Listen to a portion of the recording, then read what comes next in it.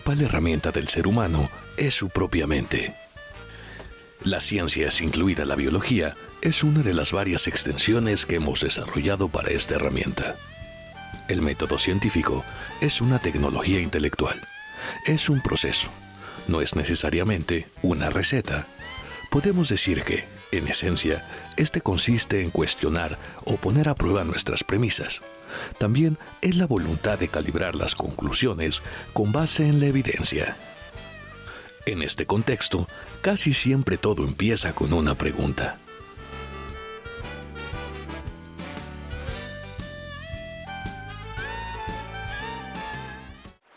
Es el caso de la biología. Aunque hoy sabemos mucho sobre la vida en la Tierra, aún quedan muchos misterios o preguntas por responder.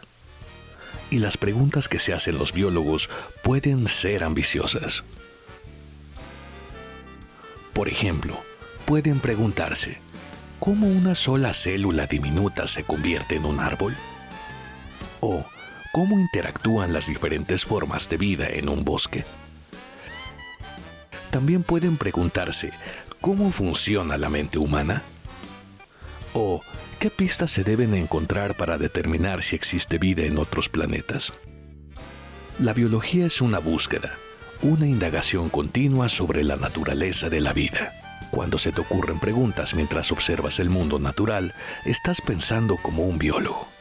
En el nivel más fundamental, la biología se pregunta, ¿qué es la vida?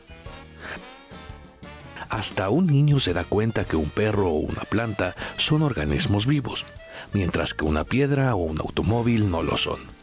Sin embargo, el fenómeno que llamamos vida va más allá de una definición simple que podemos expresar en una oración. De tus cursos previos, recuerda que la biología define la vida con base en las propiedades o procesos comunes a todos los seres vivos. Ahora bien, la biología moderna es una ciencia experimental que intenta describir y comprender estas propiedades y procesos.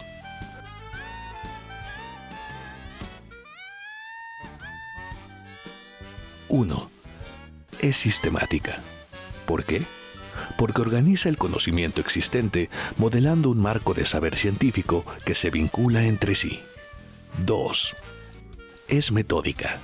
Porque al indagar y buscar respuestas es necesario ser consciente y con frecuencia, lo mejor es practicar una sucesión lógica de operaciones o procesos intelectuales y prácticos. 3. Es objetiva. Quien hace ciencia debe esforzarse por emplear las herramientas necesarias disponibles para impedir que factores subjetivos como las preferencias o ideologías influyan en el proceso, desviando significativamente las conclusiones de los datos y los hechos verificables.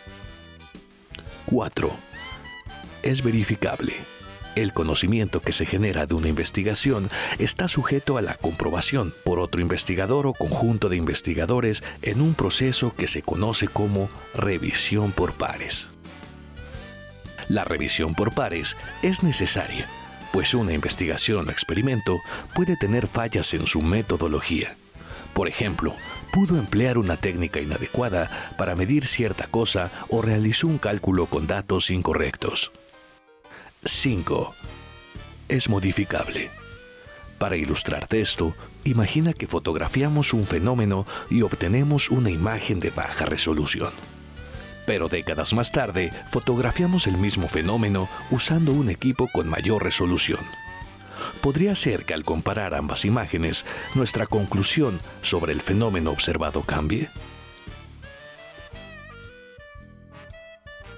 En otro orden de ideas, al comienzo del video, te comentamos que el método científico es fundamentalmente una tecnología intelectual. Es un proceso, no necesariamente una receta. De acuerdo con la biología de Campbell, un libro reconocido para el estudio y enseñanza de esta ciencia, no existe una fórmula para el éxito en la investigación científica. No hay un método científico único que los investigadores deban seguir. Como en toda búsqueda, la ciencia enfrenta desafíos y existen elementos como la aventura y la suerte. Esto significa que, en la realidad, la ciencia es mucho menos estructurada de lo que te quieren hacer creer en muchos otros cursos o materiales escolares de biología. Dicho lo anterior, en general, es posible distinguir, aunque sea solo como guía, algunos pasos esenciales en el método científico o experimental. Estos pasos, en esencia, consisten en 1. Hacer observaciones y preguntas. 2. Formar explicaciones lógicas, llamadas hipótesis. Y 3. Ponerlas a prueba. El proceso es necesariamente repetitivo. Es decir, al probar una hipótesis, pueden surgir nuevas observaciones que A. Nos obliguen a revisar la hipótesis original. B. Nos conduzcan a la formación de una nueva hipótesis. C. Nos obliga a efectuar nuevas pruebas.